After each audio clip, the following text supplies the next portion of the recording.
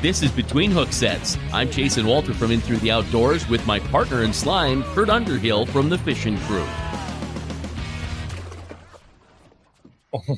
That was a offhand hook set there, buddy. Yeah, well, that was supposed to be a jig wrap and kind of hook set type of. I'm like, oh, forget it. I don't know what I'm doing, but I'm going to learn this weekend. Yes, you are coming out to fish the Linnell Lunker with me and Josh Bible. I hope you don't have high hopes. We got lucky last year and won it. Are you kidding me? You're fishing with me. There are no high hopes. It's just going to be fun to learn and fun to fish with Josh and just have some fun with Bible and you. And I think what I'm most excited for is you to try all his rods and his new line of bottom bouncing rods that are going to be coming later this fall, early or late winter, midwinter. So he's got a whole custom line of bottom bouncing rods he designed. They're going to be for sale. So it's there. I got to fish with them not last week and weekend before, and they're pretty sweet. Yeah, I'm really a picky bouncer rod guy. Abu Garcia Black Max 6.5 foot medium. I can't find anything more comfortable, so I'm really pumped to try the JB custom rods. I really am. I'm super pumped, and I don't want to waste a whole bunch of time here because we're going to get Austin Ellingson on. But did you hear about Bismarck? I think Lake Oahe's going to fill up. Oh, that ain't even the photo you should have showed. You should have showed the bridge where that was 13.6 and it was probably 12 foot of water under that bridge. Yeah, I just went and I stole a quick picture because I wanted to just highlight it. And more bad news if you're a Viking fan.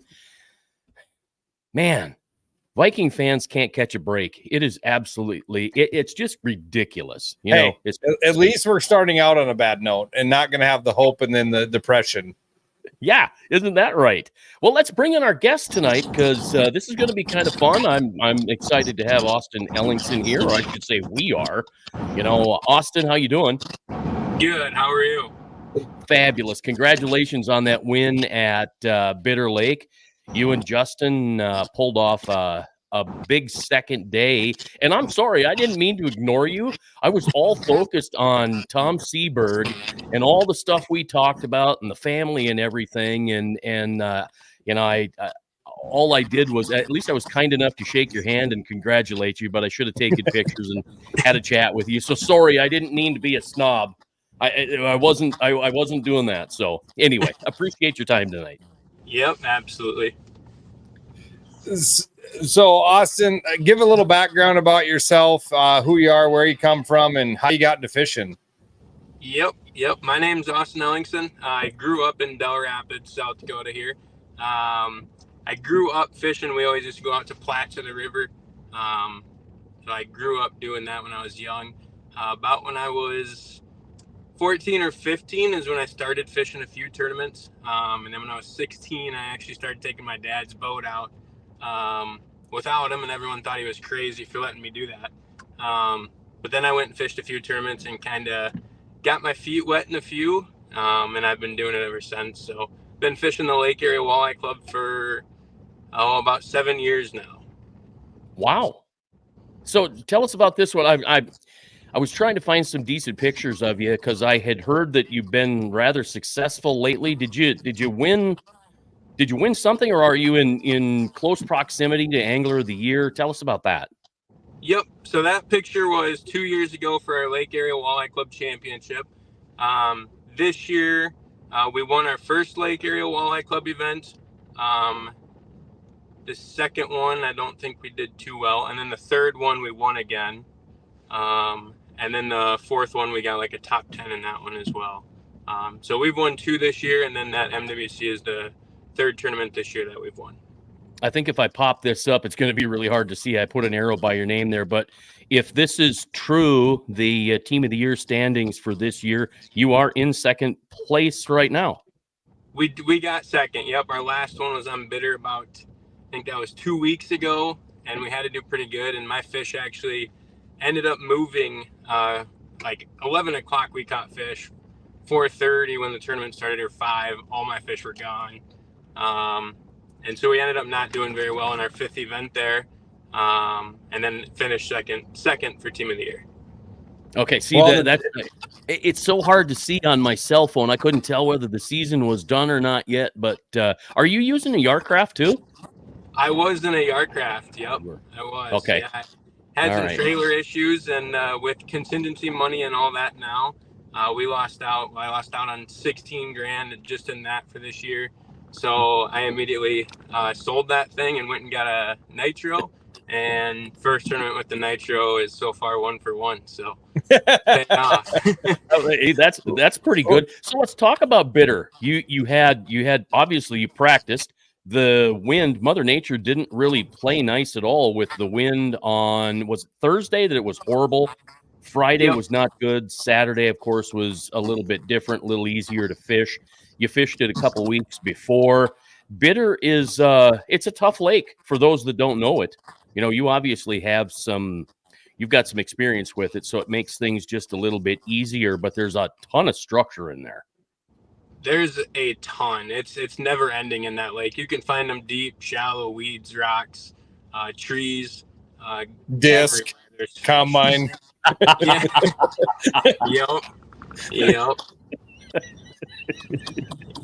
Yeah, so I was actually talking to a few of the guys that were fishing it that were kind of staying at our hotel there, and I was kind of pointing out a few areas to them, way back in and over this road, and you can get here and all this, and they're like, yeah, no, thank you. I'm not testing that. I'm like, I hear you. Well, it's an interesting lake. There aren't really a number of monsters in there. I don't know, limited, maybe not 30 inchers, but the 24, 25, 26, 27, there are quite a few 27s and a few 28s caught, right? Yours was it a 28? Ours was a 27. We let a 27 go the day before and a 26 and a half. There's a ton of those 24. Shouldn't say a ton, but there's a really good amount of those 24 to 27 inch fish in there. But yeah.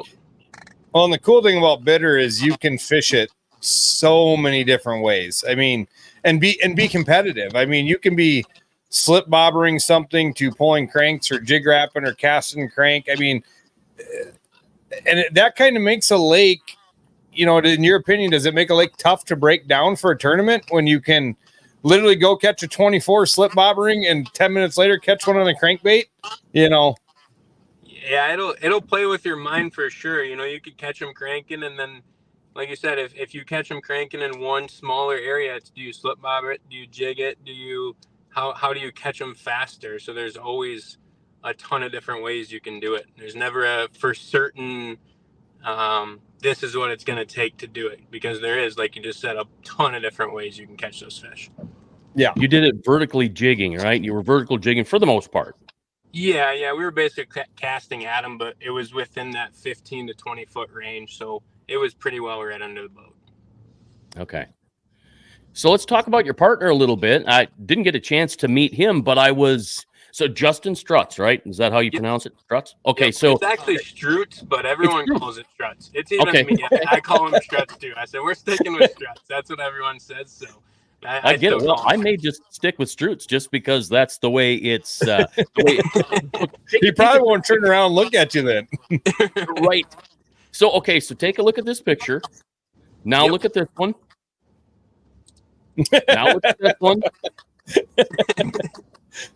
Is he a runaway Canadian you're trying to get at, or what? What are you trying to get at? Is he? Are you sure he's not a Johnston? Seriously. He could be. I have no idea. Well, those are bass guys. So if you don't pay attention to the bass world, which one of those boys, they're going to win the tournament on St. Lawrence, and I think I'm going Corey.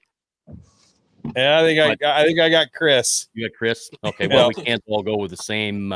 Although, so Austin, do you pay attention to bass? Do you do the Bassmaster fantasy fishing or anything of that nature? I do not. No. We're trying to figure out how to get the fantasy fishing into the walleye world, and I think we're going to try to figure it out at some point. But it's a ton of fun. It really is. Kurt, you haven't done the Drain the Lake thing. I am 55 in the world. I'm at 99.7 in Drain the Lake. Drain the Lake is where What? I've yet to master even our league. I'm like third from last, and the two guys below me have had 3 weeks with zeros, or one guy's got like 6 weeks with zeros. So I don't think I'm a drain the lake guy. I'm barely this fantasy guy. So it's nuts. So, but yeah, it's we can talk bass stuff later. But Austin, so was this your first major tournament? A major win. First big win, yes. Yep. And there you both are. So going into this, what is your, obviously you're the younger guys out there, and, few of the, obviously the local lake area walleye guys know you, but you're just, for the most part, some of the older guys probably don't know who the heck you are. And, and then all of a sudden you're there, and were you fully confident going in? What was it? What was it? The tournament you didn't have to think, everything went right, or was it just a complete meltdown and somehow it came out in the end? Yeah, day one we did make the wrong decisions on the fish to keep, and we were actually sitting at the bar Thursday night there for a little bit talking to some other guys, and I said a couple times, I said, if I catch a 4-pounder first fish, it's going back. And they kind of looked at me like I was crazy. And I think, it's the one in my left hand right there, I believe. It was like almost touching 4.5 pounds, and it was just shy of 25. I think it was 24.5. And I had said, for all week that if we catch one of those, it's going back. And it was just a gut instinct. I'm like, throw it in the live well. I'm not going to look at it again. Throw it in the live well. Let's move on. And then the next one was a 26, and then they kept getting bigger. It was a 26.5 that went almost 7 pounds, and then a 27. And I thought after those two big ones, I'm like, people are catching them. We shouldn't have done that. We're going to be in the hole a little bit going into day two. But you can't win it on day one, but you can lose it on day one was kind of my thing going in. So it was like, we'll just stick with what we got. And it was by 9 o'clock in the morning. So it was, okay, now we have all day to go get nice slots to try to make up for that, which didn't really happen there either. So I thought for sure we were going to be a little farther down than what it turned out to be. Well, and with all the weather, it was crazy. Water temperature dropped. I heard anywhere from 12 to 18 degrees. I guess it depends on where you were in the lake. I think in your explanation, it dropped 12 degrees. That's a major drop. And then to have the sunshine and have active fish. And did you find that too, where you had sunshine, you had active fish, the clouds came out, blocked the sun, the bite stopped, and it didn't pick up again until the sun came out? Odd. A little bit, yeah. Yep. We were just lucky enough to get our big fish basically right away. So I was more so just running that trolling motor on 7 to 8 clicks, just trying to cover as much water as I could. So you go out there and you got, big wins day one. I mean, what are you thinking? Now I'm jigging. How am I going to pull this off? I mean, you had 2 completely different days on that body of water. So did you fish the same areas, fish the same tactics, or were you like, we can't jig, we got to troll, or like, what was it? I mean, that's got to be a mental gymnastics in your head of what to do when you got wins like you had. Yeah, luckily day one with the wind and everything, my spot was kind of tucked behind an island. So I knew I was somewhat out of the wind if I stayed a little closer. So I knew I could fish my area pretty good, at least through the first part of the morning. But with the temps and how cold it was Friday morning, I don't know why, but my first instinct was just to downsize my jigging wrap. So I went from a 7 to a 9 all the way down to a 5. So I was throwing a tiny little jigging wrap. And that first 24.5 that I threw at, I wasn't snapping it. I was just barely popping it a little bit to get that thing just to dart back and forth a little bit. And when it went right by his face, he immediately just crushed it. And I stuck with that jigging wrap the rest of the weekend. So you got to go to the ice fishing department to find those. That's exactly what it was. I only had like 4 of them along too. So I said, if this turns out to do anything, any kind of good, we better be picky on how fast we go through these jigging wraps. Did color matter? I stuck with clown color the whole time. I did try like the crawdad color and the blue chrome a little bit, but it didn't work. It was just clown. And going into day 2, that jigging wrap was completely destroyed. That back hook was completely straight. I actually had to bend it back. So I knew if I caught a big one on that back hook, it was going to straighten out. I was going to lose the fish. So I threw There wasn't a crawdad. phone call to somebody in Del Rapids to go to Shield to bring you new baits. I tried doing some research and looking for one. But I threw a crawdad right away Saturday morning at like 3 big marks that were probably 27 to 29s, and not one of them looked at it. So I went back to the clown. Oh, We'll get him back. must be getting a phone call. Oh, yeah, there you go. Is that an iPhone thing or it's an iPhone thing, not an Android thing? I don't know. I think it's all phones. Who knows? But yeah, I mean, so going back to your fantasy, why we got him on the phone call here. The drain the lake. I'm not gonna get near that. Oh, it's fun. You really, I'm not kidding you. It is a ton of fun because you're picking 8 guys, and there aren't any women in the Bassmaster Elites yet, but I bet there will be soon. Oh, we got him back. So anyway, you pick 8 and you can't use them again. So we'll talk about that. Good to have you back. Must have had a phone call. Yep. Yep. Now he's gone again. So yeah, you pick 8 and you can't use them again. Like I've got Cooper Gallant and Chris Johnston. I saved for the St. Lawrence for Drain the Lake. So we'll see where things go. I just have a ton of fun with Drain the Lake, even more so than with just the regular Bassmaster fantasy fishing. I think I'm at 2,000 something, so 93.7%, something like that. But it's the fun, you know. I think the biggest takeaway I took from the Bassmasters this weekend was that Wes Logan and that leash he had on his motor. Wow.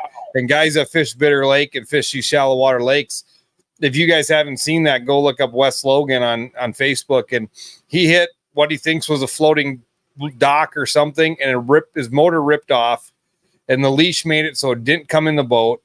The kid went to the hospital, got like 12 stitches in his forehead, 4 in his chin, 4 broken ribs, 3 hours with CAT scans and MRIs, and went back and fished for an hour and a half and ended up in 60th. Yeah, so amazing. And he's fishing this weekend too. So Austin, you're back. Thank you very much. Yep.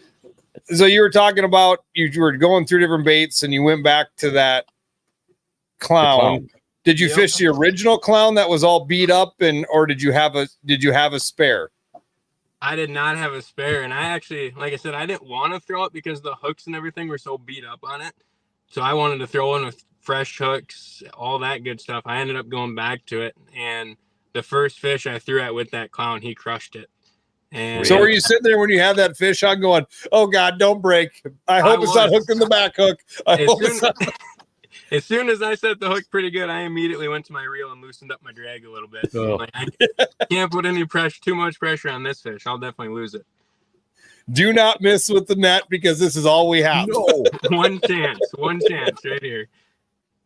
Are you getting any rain down there? I see we got a big rain out at South Whitlock, out in Gettysburg area. How about you in Pierre there, Kurt? Yeah, we got hammered, but it's sun shining now. All right. And Austin, how about you there? You must be close to home or at home in the driveway? I'm pretty close. Yeah, I'm at the shop right now. We got a little bit of rain, but nothing crazy. So you go out there. How old are you right now? 25. 25. So you've been doing competitive fishing tournaments on your own since 16. You know, I'm glad to hear that. It's so awesome to see young kids. And, you know, we had the big Lieutenant Governor's Cup and everyone's like, oh, it's so awesome. But I'm like, you guys, it is awesome. I love it. I love getting kids into fishing, but I have a hidden thing because I want them to be my anglers later in life. And that, like, I'm like, yeah, I'll do this. It's awesome. But guess what? I'm just trying to get them hooked.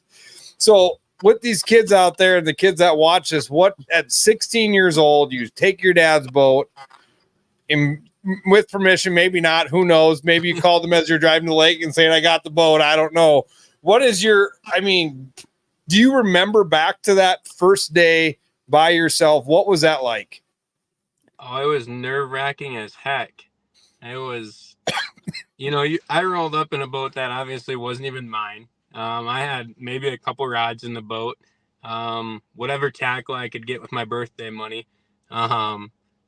I think we ended up, we pulled cranks for a little bit, maybe one box of flicker shads and maybe a box of deep diving cranks is about all I had. And we actually fished Lake Madison. And we ended up getting 5th, but it was insanely nerve-wracking. And it still is sometimes when you roll up to the boat ramp and you see a lot of those rigs, you're like, holy smokes, I don't stand a chance. But it was a ton of fun. Wish I would have done even more at that age. No So kidding. what would you give? Go ahead, Brett. Go ahead, I was Jason. just to say that's good advice, telling kids to, if you want to do more, do more. Don't hold yourself back. I was just gonna say, what's a piece of advice to if you had one piece of advice to give to 16-year-old you, what would that have been? Fish more. Just keep fishing. Yeah. It's really easy to, like I said, look at somebody else's boat and be like, holy smokes. But they got a bigger motor, they got more electronics, they've got everything. 10 times the tackle I have. Yep. You know, not that I know what I'm talking about. I did this back in 2013. I decided to buy an old boat, a good old 16-foot Lund, spent $3,000 on that, but I spent $8,000 on the electronics because I wanted to learn how to use that stuff. And to me, it was the greatest thing I ever did. Best move I ever made. Would you say that these 15 and 16-year-olds should just go ahead and get the 16-foot tiller? If dad's got a 16-foot tiller with a 50 horse on it, 35 horse on it, go get yourself a live sonar and figure it out. Exactly. That's what I did with the first boat I bought. Actually, my second one. It was a 2010 Skeeter WX. It was actually an 18-foot boat. It was a pretty nice boat, but the electronics I put on it were way more than kind of what I had into that boat. So 100% if I was just starting out, I would just get kind of the most comfortable boat I can, and I would go all out on the electronics. Yeah. So obviously you're a scoper, you're out there. Is that primarily what you're doing every time you're on the lake now?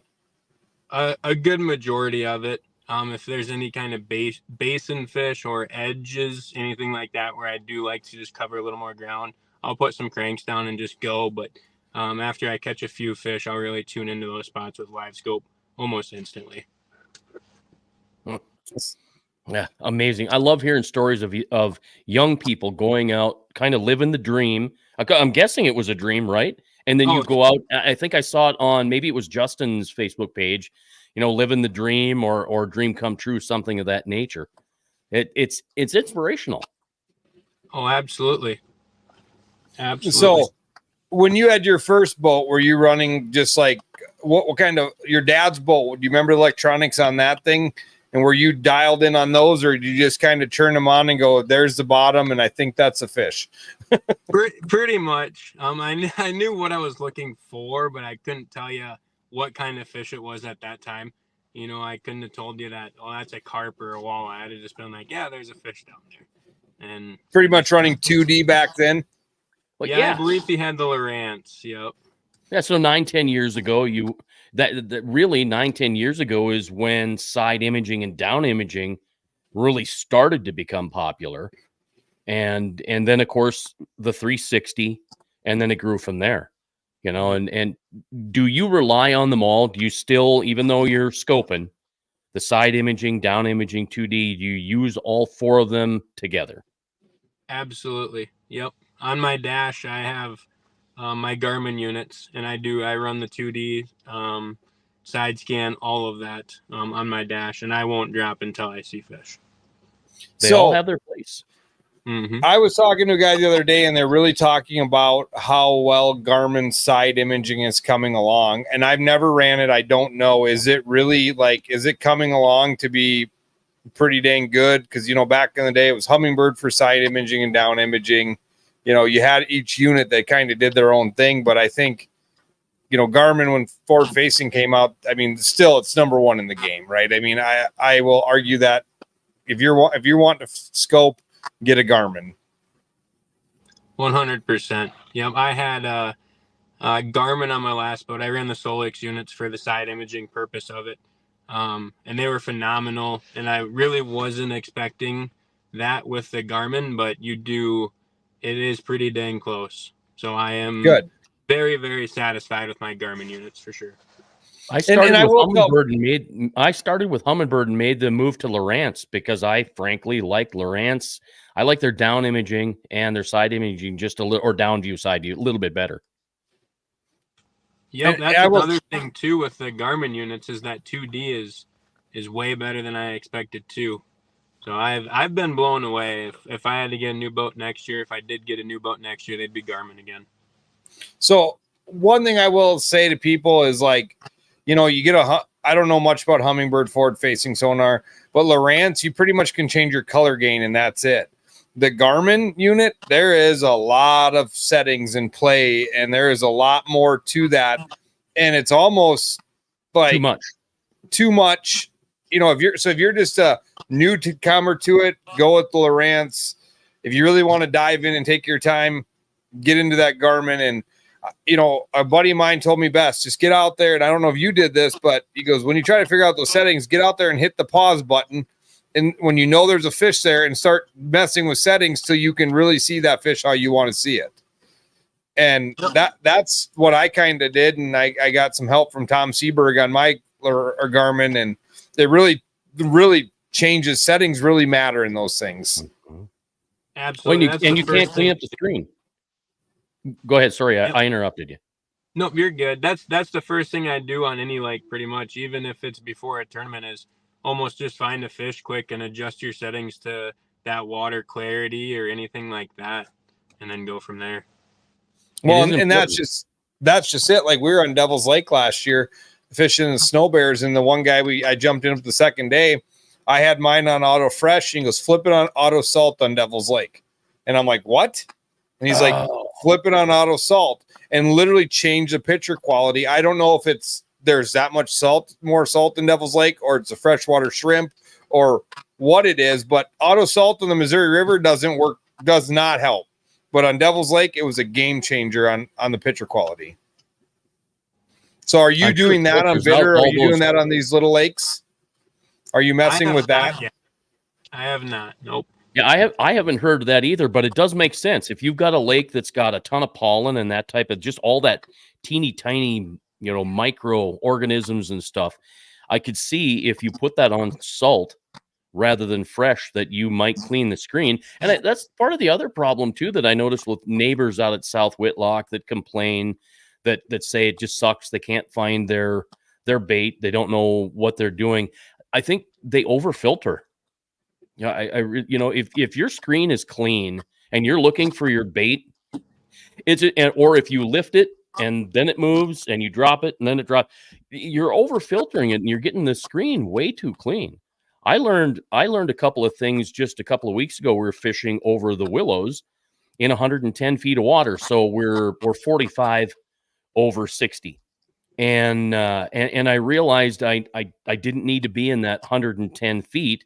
So I went to 60, and that instead of my jig being this teeny tiny little itty bitty pinhead, I ended up getting a great mark, even though we were drifting because the trolling motor stopped, and it was 35 feet away from me. But that comes with practice, right? You got to go out and use the thing. You can't just turn it on and expect to catch fish, especially with scoping. You can find fish scoping, but here again, you have to have all the mechanics down. The cadence is huge. Is that really important to you? Oh, absolutely. Yeah. No, you can, even going from lakes that are right next to each other, you can have a perfect picture on one lake. You go to the other lake and there's so much clutter you can't see anything. So if you're not really familiar with the settings, definitely play with them as much as you can. I think even bottom hardness comes into play.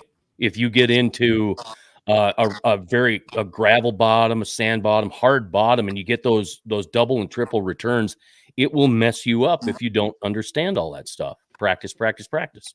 Mm-hmm. So you said, going back to your fishing techniques, we're talking cadence and that. You figured go small, water temperature cool down, air temperature cool down, go small and slow hops. Was that the same tactic you took into Friday or to Saturday? Yep.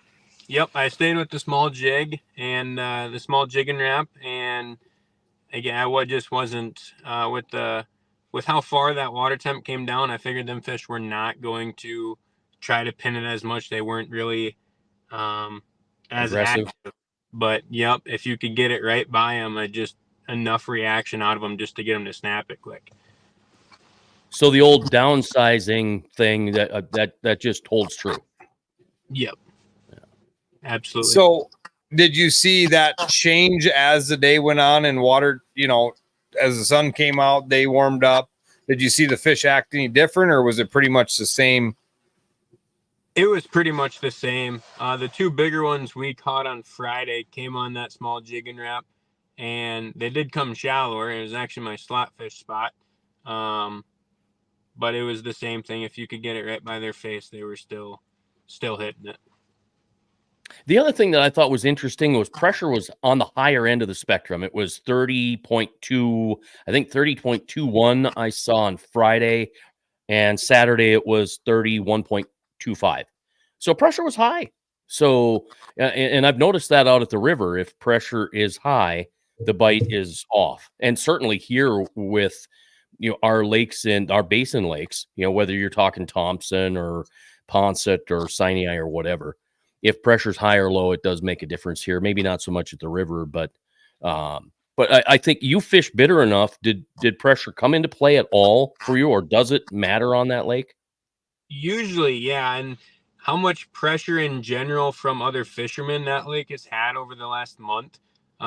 When some guys said that the weights, you're looking for a 15, 16 pound bag. I didn't really believe it at first with the weights that lake has been pushing out.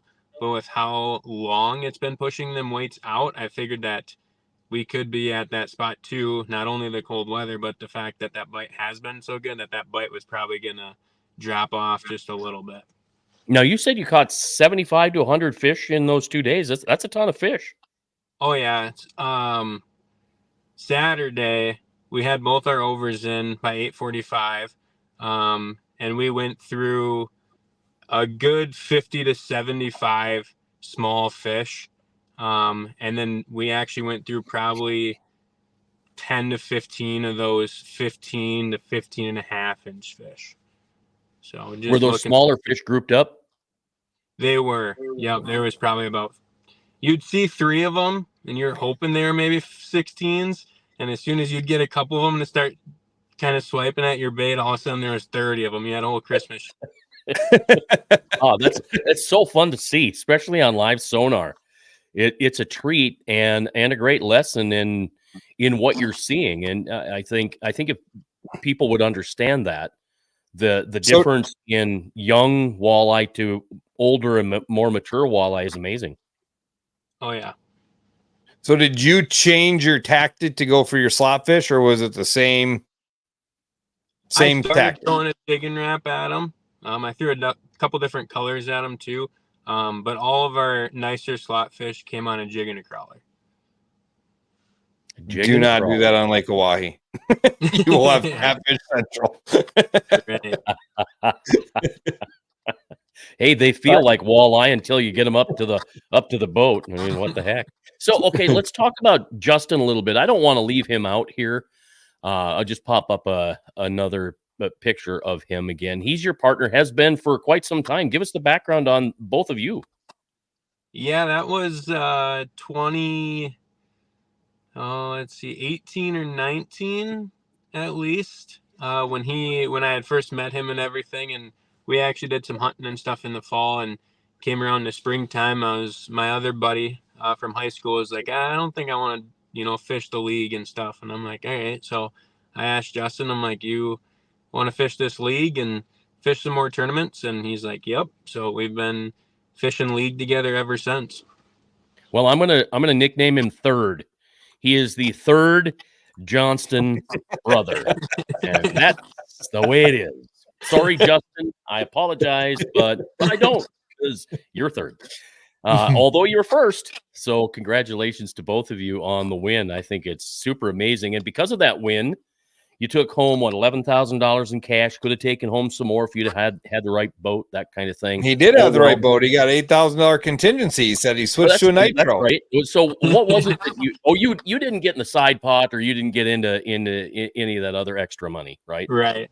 Yep. Okay. But because of the win, you're going to Pickstown in 2025, and you guys are going to fish the NTC, which has to be even a bigger, better dream. Whipped cream, cherry on the top, whatever. That's pretty awesome. Yeah, we actually qualified for that not this year, but last year when it was in Green Bay. Okay. So we went out to Green Bay and fished NTC out there. But because of our dry lake number 2, we were in a side pot, and Ponset for league, we were in a side pot. So we actually already have, he's got a different partner that he had signed up with, and I had our third guy for league. His name's Corey. Corey had signed me and him up for dry too, and so we won that side pot too. So the MWC side pot deal, I think we're going to end up turning that down just because we kind of already have another partner and everything. And So you're going to split up for that event? Wow. Yeah. Wow. Okay. Yep. Otherwise, those guys have to go find a partner out of that side pot and all that. And we both kind of were like, well, we already have our partners, we can kind of team up for the NTC type deal. So Yeah. We'll just go do that since we got the cash, the plaques, everything that comes with that side pot. So we got our spots. So I think we're just going to go that route. Go take first and second place, right? Yeah, that'd be Win them as a sweet. team, yeah. So who's going to be first then? I don't know. It'll be tough. You can He's go ahead not and here to defend himself, so might as well take the glory. Yeah. Taught him everything he knows. Right. Oh, I love it. Well, I'll tell you what, I got a shout out to Seth Lubers because Seth said, hey, do you know Austin Ellingson? I'm like, I don't know him. Not at all. And then all of a sudden you're winners and I'm busy with Tom and having fun. And again, I did not mean to not come up and introduce myself. I'm there. I'm kind of there just trying to not bother people. But then I felt kind of bad that I didn't stop and chat with you a bit. So it was great that you could come on the show tonight and share the real story and tell us all about the win and your past, and then talk about your future. It's just been fantastic that you. So that's where I was going to go. What's next? You won an MWC. Did it open up more of a thrive to go chase the rest of the MWC or NWT or maybe our events out here on the river? Like what's next for you guys or you yourself, I guess? Yeah, no, the Governor's Cup this year, I actually really wanted to go out there. I actually had some trailer issues with my last boat, so it ended up costing me more money by I was like 5 hours late to a tournament for the Summer Classic and still pulled out 8th on that one. But anytime you win, it's like you'd think somebody would be satisfied with the win. Like, you won, you're good, you're probably not going to fish much. But for me, and I'm sure a bunch of others, it's like even more ambition to go. Like, we have our championship Friday and Saturday, and if I knew the lakes and we could pre-fish, I'd be up there right now. Like, I'm just ready to go again. I get that. I'm guessing Bible Underhill won the tournament we're fishing in this weekend. And Kurt, you agree? You want more? You want to win it again? It's always fun. But I'm definitely I love being out there fishing, but I'm definitely the guy that loves being on shore, putting them on. I learned that in the NTC in Mobridge a couple years ago. I'm like, this is a lot of fun, Woody, but I feel bad because my head is on that shore thinking of what and I'm not even running the event, but thinking what I should be doing if I was running the event. And I mean, we got to have each, right? I mean, like I said, I'm a terrible fisherman. I got lucky last year, caught a 24 jig wrapping, and Bible's like, he's up there on the live scope, and I'm just blind casting, and I end up smacking a 24 or big fish that won us big fish and the tournament on a blind cast. And I'm like, oh, cool. I guess I can catch a couple. But yeah, I mean, I'm looking forward to it. We're definitely going to give it our all. And can't wait to have you in the boat for the first time. Or maybe I'll just, Austin, what are you doing this weekend? Yeah, you might want him more than me. I should have removed you from the stage before I said that. I can talk about everything from the other end of the islet. It's all that coming forward back down to here that I just can't figure out. So what the heck? Well, I suppose, Austin, we should you let got you go. championship this weekend? Yep. Okay. Friday. Well, Thursday night we have a little meeting and whatnot, and we do a random draw Thursday night to figure out where we fish Friday. And then Friday night, we have a random draw to figure out where we fish Saturday. So that's kind of fun. No practice, just swing at it. Yep, exactly. And then we're signed up for Cass Lake MWC, and I believe that's our last one of the year. Fantastic. Oh, awesome. Well, it's been great having you on, man. Probably see you again in the future. I mean, it's going to be, I think you've got a bright future ahead of you. Keep your head down. Keep working hard for it. Buy more little jigging wraps is what I learned tonight. Like, I don't have any tomorrow. Tomorrow, I'm going to be putting an order in with Shields or Precision Fishing to get me some more little jigging wraps because I only have big stuff. I don't know how well the little ones will work on the river. And they're pumping. I saw the 30,000 cubic feet right now is a schedule for tomorrow. And is that what? Oh, wow. Yeah, and which has been good because we haven't had current all year, so these fish are going to stage a little different. On people don't think current matters. You know, you talk to people all current on Lake Oahe, you don't notice it. You definitely notice it with the fishing trends. We're learning that more and more with live scope on how they're stacking up and what they're doing, and that all that rain in North Dakota, you know where it's coming. It's coming right down here. So I don't know what this lake's going to do, what the core is going to, if they're going to hold back or if we're going to fill up some. We're not going to get crazy full, but we can come up a couple feet, So it'll be interesting, but good luck this weekend. We'll be paying close attention to you from here on out because you kind of rose to the top, and can't wait to see what you do, buddy. Awesome. I appreciate it, guys. Hey, thank you much. We appreciate having you. Thank you, and good luck to you.